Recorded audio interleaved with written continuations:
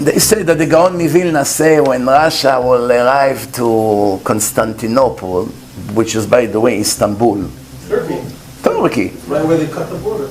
Now, I tell you what, a week ago I was laughing about this. So, the Gaon Mivilna spoke about his time. There was the Ottoman Empire, the Turks. So maybe there was a war between Russia and the Ottoman.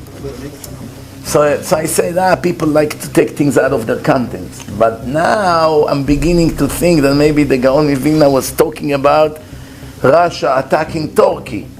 The only question I have is it the beginning of Gog and Magog or not? If it's the beginning of the final war, Gog and Magog, that means within weeks or months it's going to be all over.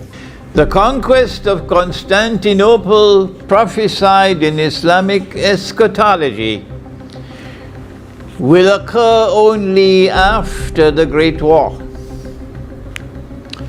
And no one on the face of the earth today, apart from some in Turkey and the Balkans, no one believes that the Great War has taken place as yet.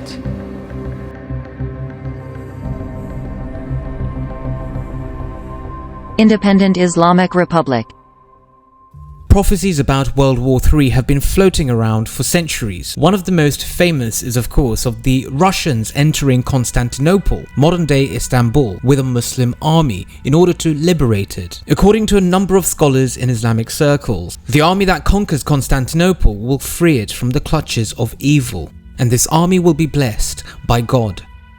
In this day and age, some people believe this army to be the army of Ramzan Kadyrov, the Muslim general, a close ally of Putin, who runs a very powerful army of Muslim fighters.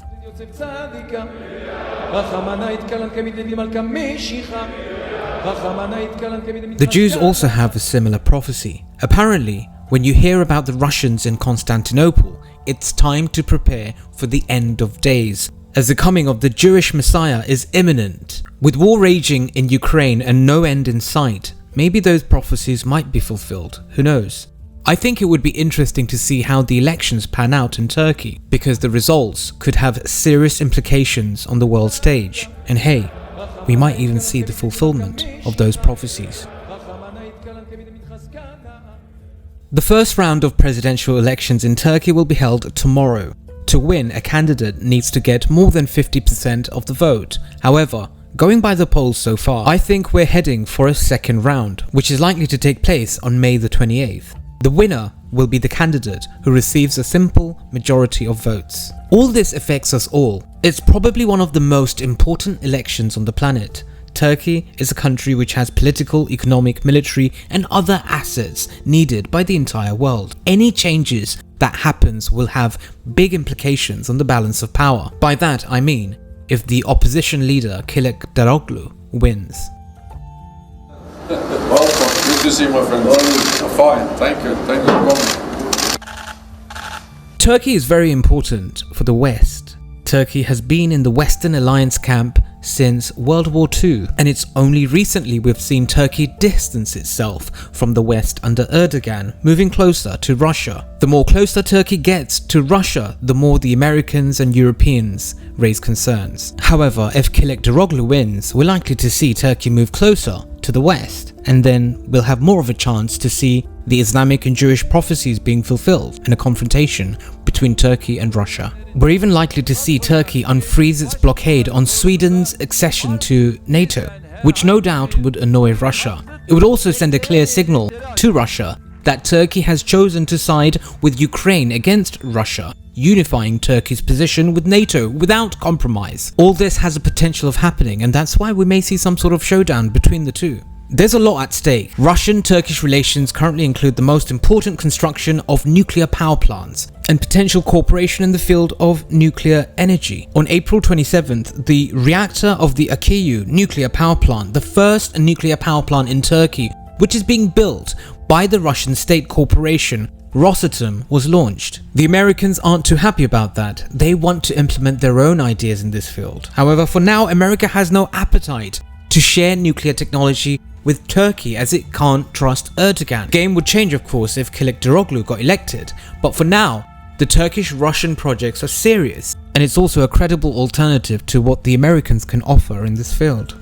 Russia would like to see Erdogan win. Sure, Russia and Turkey have disagreements in Syria and contradictions in many other areas, but the most important thing to President Putin is he can talk to President Erdogan on a man-to-man basis, and that's why Turkey is one of the windows that Russia has today to circumvent American sanctions. That's good for Russia, both economically and politically. Under Erdogan, Turkey doesn't follow the lead of the United States. It sure does use American tactics though, like recruiting Yankee jihadists in Syria and Libya. But Turkey's foreign policy is one which only benefits Turkey. Whether religion is used or not, it doesn't really matter. If Kilicdaroglu wins, nobody knows how he will behave with the Russians. Although he's promised to leave contacts with Russia unchanged, no one can guarantee the future, especially in geopolitics, and especially since Kilicdaroglu has said he wants to strengthen ties with NATO. I think Kilicdaroglu will be a total NATO puppet who will take Turkey to the IMF and get Turkey in trouble with the Russians. I say this because he's already showing signs of the same NATO narrative.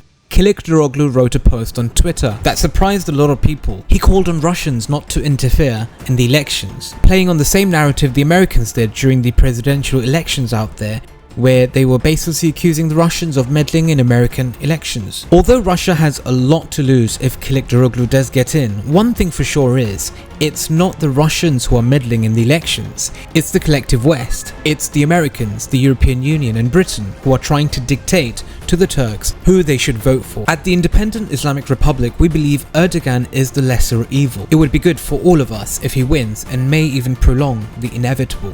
That is, Russian soldiers in Istanbul, and the biggest battle mankind would face in its entire history, the Malhama, Armageddon. Thanks for listening to the Independent Islamic Republic. Assalamu alaikum, shalom aleichem, Husham Adid. Have a wonderful night.